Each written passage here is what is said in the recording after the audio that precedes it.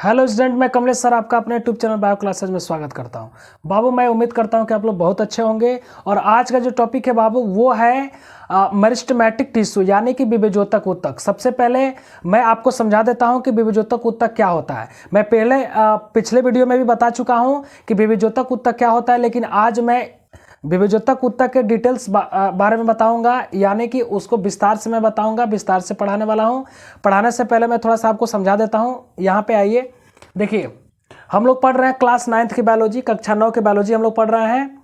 और इसमें हम लोग पढ़ रहे हैं अध्याय संख्या 6, यानी कि इसका नाम है ऊतक, पादप ऊतक। यानी कि हम लोग टिश्यू पढ़ रहे हैं, लेकिन टिश्यू में क्या पढ़ रहे हैं, तो प्लांट टिश्यू पढ़ रहे हैं।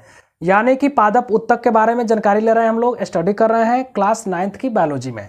बाबू मैं आपको बता दूं कि जो आज का जो टॉपिक है विभेजोतक ऊतक, जो टॉपिक है मैं पिछले वीडियो में बता चुका हूं आपको। मैं जो है उस वीडियो का लिंक इस वीडियो के डिस्क्रिप्शन में दे दूंगा, वहां से आप जाकर के वीडियो को देख पाएंगे आप, ठीक है ना। चलिए हम आपको बता देते हैं कि विभेजोतक ऊतक क्या होता है। लेकिन बताने से पहले और पढ़ाने से पहले मैं आपसे रिक्वेस्ट करता हूं कि यदि आप हमारे वीडियो पर नए हैं या हमारे वीडियो को पहली बार देख रहे हैं तो आप हमारे चैनल को सब्सक्राइब कर लें, ताकि आने वाला वीडियो आपको आसानी से मिल जाएगा। चलिए हम आपको बताते हैं कि विभेजोतक ऊतक क्या होता है।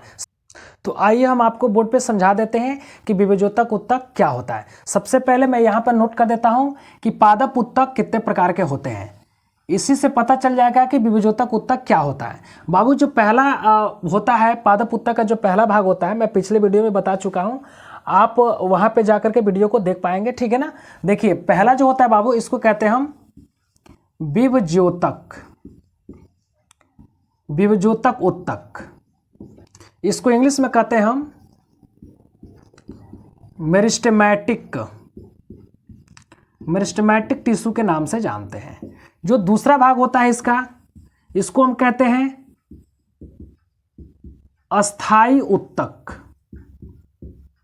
इसको इंग्लिश में कहते हैं परमानेंट, परमानेंट टिश्यू, ठीक है ना। इसमें हमारा टॉपिक है विभेजोतक ऊतक, यानी कि हमको जो स्टडी करनी है, जो आज का जो टॉपिक है वो है विभेजोतक ऊतक, न कि अस्थायी ऊतक।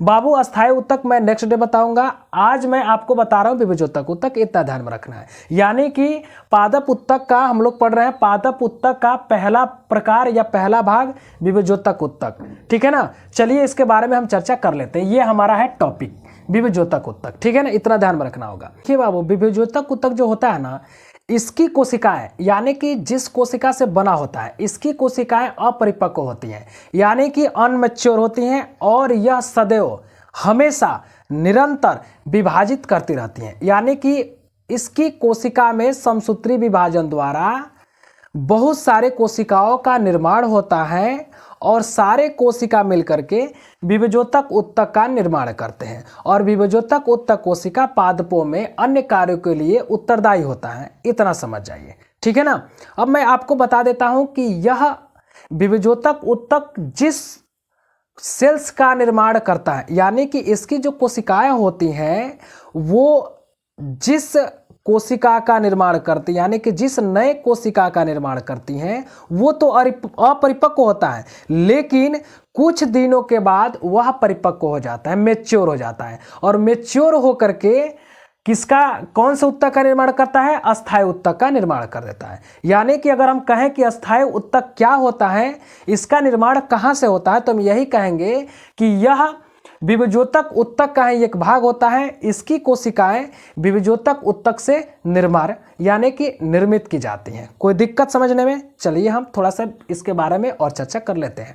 बाबू मैं आपको बता दूं कि यह जो विभेजोतक ऊतक होता है, यह पादपों में वृद्धि के लिए उत्तरदायी होता है। यह पादपों को, यानी कि पेड़ पौधों को नई कोशिकाओं का निरंतर विभाजित करके या नई कोशिकाओं का निर्माण करके पेड़ पौधों को वृद्धि प्रदान कराता है, यानी कि ग्रोविंग में भाग लेता है।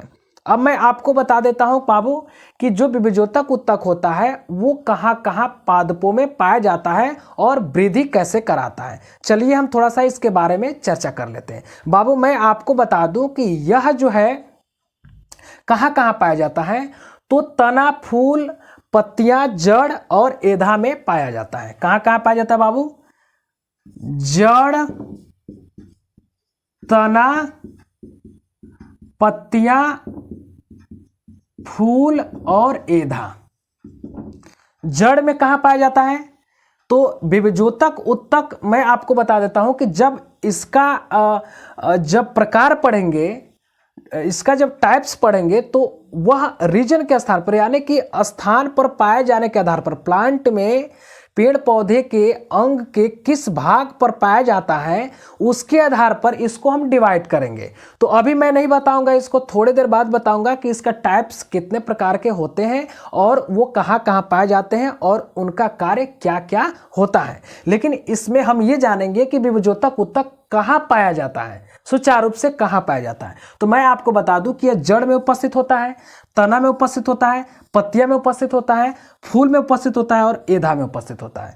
ये चीजें आपको समझ में आ गया होगा। लेकिन यदि मैं बात करूं कि एधा आपको समझ में नहीं आया है, तो एधा जो है ये कैम्बियम होता है। इसको कैम्बियम के नाम से जानते हैं, इसका इंग्लिश वर्ड होता है कैम्बियम। बाबू मैं आपको बता दूं कि जो प्लांट होते हैं ना, जो पेड़ पौधा होता है, उसकी जो स्टेम होती है, जो तना होती है, तना के ऊपर जो कवर लगे होते हैं जिसको हम छिलका कहते हैं, ठीक है ना, कार्क कहते हैं, उसके अंदर वाले भाग को हम उसको भी कार्क बोलते हैं। लेकिन जब अंदर की तरफ जाएंगे, बाहर की जो त्वचा है उसके अंदर की तरफ जाएंगे तो हम उसको एधा कहेंगे। एधा का कार्य एक और होता है कि यह जो है उत्तक का निर्माण भी कराता है। उत्तक का मतलब कि संवहन उत्तक का भी निर्माण कराता है। यह एक प्रकार का विभजोतक उत्तक की तरह ही कार्य करता है। मैं इसके बारे में चर्चा करूंगा। चलिए ठीक है, अब मैं आपको बता देता हूं कि इसका लक्षण क्या होता है। किसका लक्षण? विभजोतक उत्तक का, ठीक है ना। बाबू ध्यान देना होगा कि इस पृथ्वी पर समस्त जीवों का जब अध्ययन करते हैं या किसी भी नॉन लिविंग का भी अगर अध्ययन करते हैं, ठीक है ना, निर्जीव पदार्थों का भी अध्ययन करते हैं, तो उसका कुछ कैरेक्टर देखते हैं, यानी कि कुछ लक्षण देखते हैं, उसका स्पेसिफिक कैरेक्टर क्या होता है, तब हम उसका नामकरण कर देते हैं कि भाई इसका नाम ये रखना उचित होगा। जैसे कि इस उत्तक का नाम क्यों विभजोतक उत्तक पड़ा है? क्योंकि विभजोतक उत्तक का अर्थ होता है कि बार बार विभाजित करने वाली कोशिकाएं, इसलिए इसको हम विभजोतक उत्तक के नाम से जानते हैं, ठीक है ना। चलिए इसके कुछ लक्षण के बारे में हम जान लेते हैं कि विभजोतक उत्तक का लक्षण क्या होता है। बाबू मैं आपको बता दूं कि इसकी जो कोशिकाएं होती हैं वो बिल्कुल सघन होती हैं। सघन होने के साथ साथ इसके जो कोशिका होते हैं, देखिए पास पास होती हैं। इसकी कोशिकाएं क्या होती हैं बाबू? बिल्कुल पास पास होती हैं। देखिए इसमें अंतराकोशिकीय स्थान नहीं पाया जाता। अंतराकोशिकीय स्थान का मतलब कि दो कोशिकाओं के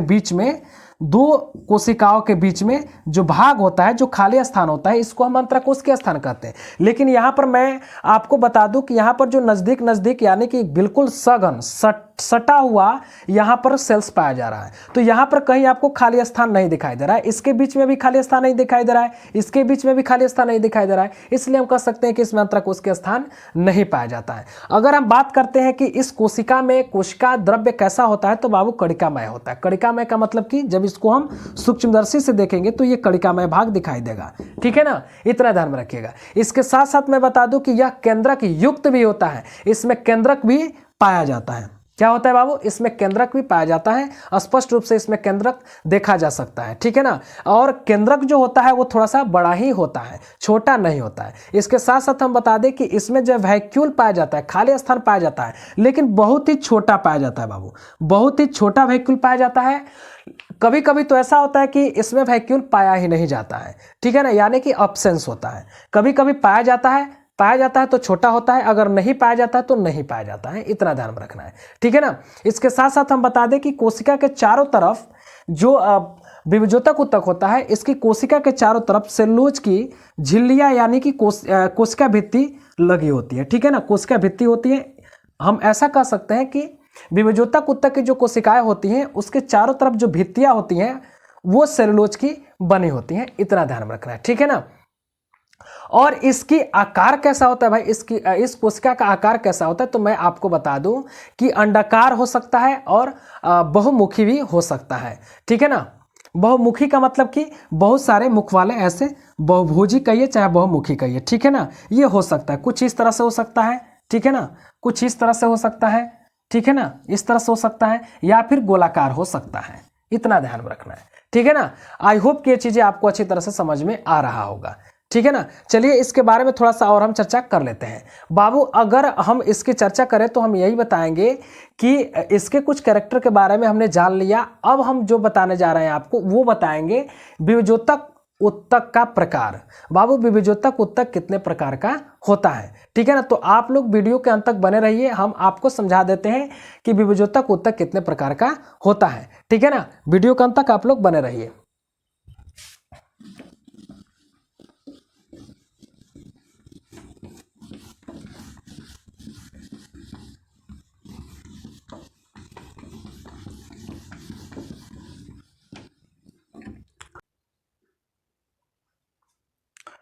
तो बाबू विभेद्योतक उत्तक जो है 3 प्रकार का होता है। अब किस आधार पे होता है तो मैं पहले भी बता चुका हूं कि पादपों में पाए जाने के स्थान के आधार पर ये 3 प्रकार का होता है। मैं यहां पे जो है नोट कर देता हूं, देख लीजिए।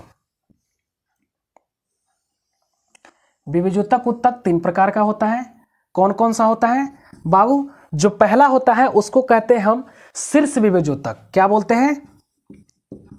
शीर्षस्थ विभेद्योतक, विभेद्योतक, ठीक है ना।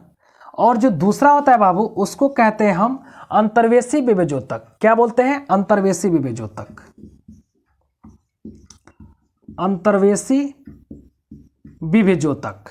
और जो तीसरा होता है बाबू उसको कहते हैं हम पार्श्व विभेद्योतक, पार्श्व विभेद्योतक, ठीक है ना। अब तीनों का इंग्लिश क्या होता है तो मैं आपको बता दूं, इसको कहते हैं एपिकल मेरिस्टेम, एपिकल मेरिस्टेम। और जो दूसरे का इंग्लिश होता है बाबू वो होता है इंटरकैलरी। क्या होता है? इंटरकैलरी मेरिस्टेम, इंटरकैलरी मेरिस्टेम, ठीक है ना। और जो पार्श्व विभेद्योतक होता है इसको कहते हैं lateral meristem, sorry lateral meristem, lateral meristem के नाम से जानते हैं। अब देखिए बाबू नाम से ही पता चल जाता है कि ये कहां कहां पाया जाता है, ठीक है ना। मैं इन तीनों को समझाने की कोशिश करता हूं, आप लोग बिल्कुल केयरफुली रहिएगा और समझ लीजिए, ठीक है। चलिए हम आपको बता देते हैं। पहला होता है शीर्षस्थ विभेद्योतक। तो बाबू शीर्षस्थ विभेद्योतक केवल कहां पाया जाता है? तो जड़ तना के शीर्ष पर, यानी कि प्लांट में जो जहां भी पाया जाएगा वो शीर्ष पर ही पाया जाएगा। यहां पर हम आपको समझा देते हैं। देखिए माना कि यह जो है, जैसे मान लीजिए यहां पर एक ठो तना है, ठीक है, ये तना है। तो तना के बिल्कुल एपेक्स भाग पर देखिए, ऊपर वाले भाग पर यहां पर पाया जाएगा, यानी कि पूरा यहां से लेकर के यहां तक इस तरह से कुछ फैला हुआ ये पाया जाएगा, ठीक है ना। जो लंबाई में वृद्धि कराता है, ऊपर पाया जाता है, सबसे एपेक्स भाग पर पाया जाता है, जो लंबाई में वृद्धि कराने का कार्य करता है। कौन? शीर्षस्थ विभेद्योतक। तो ये तना है, तना के शीर्ष पर पाया जा रहा है। ये कौन सा भाग है बाबू? शीर्ष है, शीर्ष कहिए या फिर इसको सिर कहिए, ठीक है ना, या सबसे ऊपरी भाग बोलिए, ठीक है ना। तो ये शीर्ष भाग पर पाया जाता है जो लंबाई में वृद्धि कराने का कार्य करता है। जैसे मान लीजिए प्लांट है और ये प्लांट के सबसे ऊपर भाग यानी कि स्टेम है और स्टेम के सबसे ऊपरी भाग पर पाया जाता है जो वृद्धि कराने का कार्य कराता है, ठीक है ना। इतना ध्यान में रखिएगा। इसके साथ साथ मैं बता दूं कि जड़ पे कहां पाया जाता है? तो जड़ के शीर्ष पर ही पाया जाता है। जैसे यहां पर मैं आपको बता देता हूं कि यह एक प्रकार का जड़ है, यह एक प्रकार का क्या है? जड़ है। और इस जड़ के बिल्कुल शीर्ष भाग पर पाया जाएगा। कहां पाया जाएगा बाबू? शीर्ष भाग पर पाया जाएगा, जो नीचे की तरफ वृद्धि कराने में सहायता करता है। यानी कि जड़ को मिट्टी में, मृदा के अंदर प्रवेश कराने में सहायता करता है, वृद्धि करती है और प्रवेश करती रहती है, यानी कि ये वृद्धि करता है। ये जड़ क्या करता है बाबू? वृद्धि करता है, ठीक है ना। तो इस तरह से हम कह सकते हैं कि शीर्षस्थ विभेद्योतक तना के और जड़ के शीर्ष पर पाया जाता है, एपिक्स भाग पर पाया जाता है, जो वृद्धि कराने में सहायता करता है। अभी कौन सा वृद्धि कराता है? लंबाई में। किसमें बाबू? लंबाई में वृद्धि कराने का कार्य करता है। आई होप कि ये चीजें आपको समझ में आ गया होगा। चलिए मैं आपको बता देता हूं कि दूसरा विभेद्योतक, यानी कि इसका नाम है अंतर्वेशी विभेद्योतक, ठीक है ना। अंतर्वेशी विभेद्योतक, सबसे पहले तो मैं इसके बारे में थोड़ा सा चर्चा कर लेता हूं कि अंतर्वेशी विभेद्योतक कहां पाया जाता है। तो बाबू मैं आपको बता दूं कि यह जो है पत्तियों के आधार पर और टहनी में जो पर्व होते हैं जिसको हम पोर कहते हैं या उसको हम कहते हैं नोड, उस नोड के ऊपर और नीचे दोनों साइड में पाए जाते हैं और उसको जो है लंबाई में वृद्धि कराने का भी कार्य करते हैं। ये भी जो है क्या करते हैं कि लंबाई में वृद्धि कराते हैं। मैं आपको बता देता हूं कैसे। देखिए, पत्ती के आधार पर मान लीजिए कि ये जो है स्टेम है और स्टेम से एक पत्तियां निकली हुई है, ठीक है, एक पत्तियां निकली हुई है, यहां पर आप देख सकते हैं, ठीक है ना। और पत्ती का आधार क्या है, ये है, ये पत्ती का आधार है। तो इसको हम पत्ती को आधार को हम क्या बोलते हैं, पर्णाधार कहते हैं। क्या बोलते हैं बाबू, पर्णाधार। जब पत्ती का जब भाग पड़ते हैं तो इसको हम पर्णाधार बोलते हैं, ठीक है ना। तो पर्णाधार के पास जो है इंटरकैलरी जो है मेरिस्टेम उपस्थित होता है, ठीक है ना, ये पाया जाता है जो पत्तियों को लंबाई में बढ़ाने का कार्य करता है। इतना ध्यान दीजिएगा, ठीक है ना। यहां पर इसको मजबूती भी प्रदान कराता है और लंबाई में जो है बढ़ाने का कार्य करता है। जब पत्तियां हिलती हैं तो ये क्या करता है कि वहां पे मौजूद होता है और रोकने का कार्य भी करता है। इतना ध्यान में रखिएगा, यहां पर मजबूती भी प्रदान कराता है और इसको लंबाई में बढ़ाने का कार्य करता है। किसको, पत्ती को। आई होप कि ये भी चीजें आपको समझ में आ गया होगा। इसके साथ साथ हम बता देते हैं कि अंतर्वेशी जो भी विभेदक होता है वो और कहाँ पाया जाता है। तो अभी अभी बताए हैं कि जो तना होता है और तना में जो स्टेम होते हैं, जो नोड होते हैं, उस नोड के ऊपरी भाग पर और निचले भाग पर पाए जाते हैं और उसको जो है वृद्धि, लंबाई में वृद्धि कराने का कार्य करते हैं। मैं यहां पर आपको समझा देता हूं, ठीक है ना। देखिए, इसका मैं एक फिगर ड्रॉ कर देता हूं। यहां पर देखिए, कुछ इस तरह से हम बना लेंगे।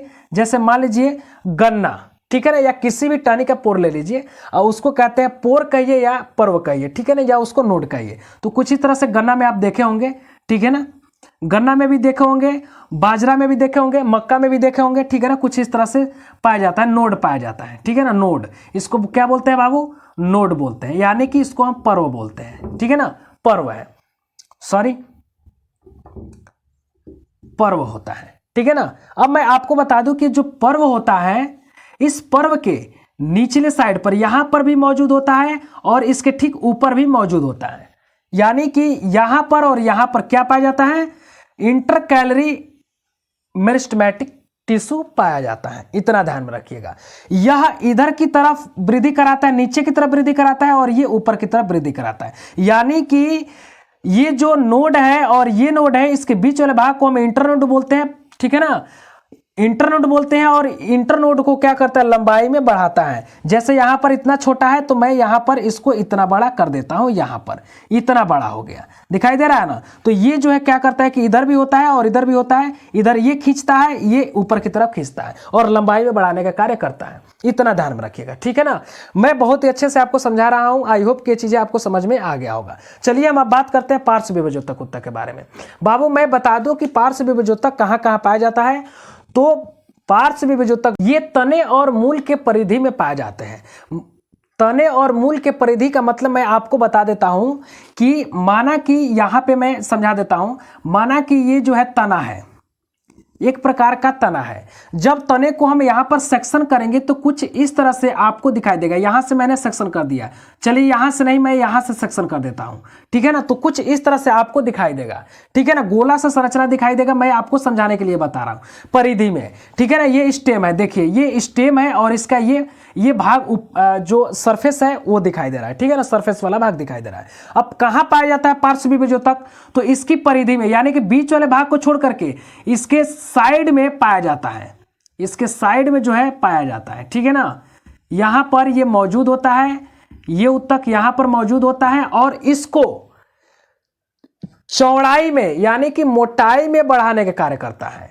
इसको मोटाई में बढ़ाता है। चारों तरफ से जो पार्श्व विभेदक होते हैं वो विभाजित करके क्या करते हैं कि इसको जो है मोटाई में वृद्धि कराते हैं। किसमें वृद्धि कराते हैं बाबू, मोटाई में वृद्धि कराते हैं। ये बड़ा हो जाता है, मोटा हो जाता है। आई होप कि ये चीजें आपको समझ में आ गया होगा। तो ये परिधि में कहां कहां पाए जाते हैं, जड़ के और तने के परिधि में पाए जाते हैं और मोटाई में वृद्धि कराते हैं। इतना ध्यान में रखिएगा, ठीक है ना।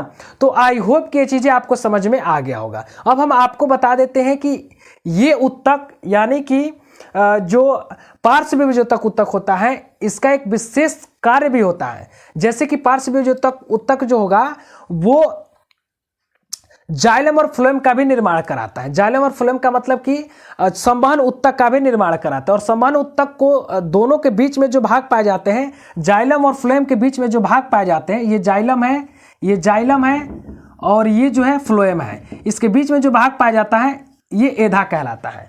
तो ये एधा को भी निर्माण कराते हैं, ठीक है ना। आई होप कि ये चीजें आपको समझ में आ गया होगा।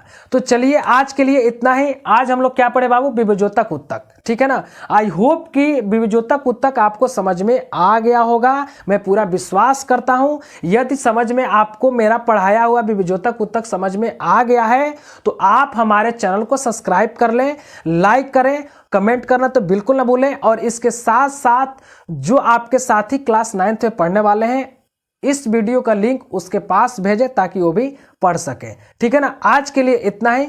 धन्यवाद।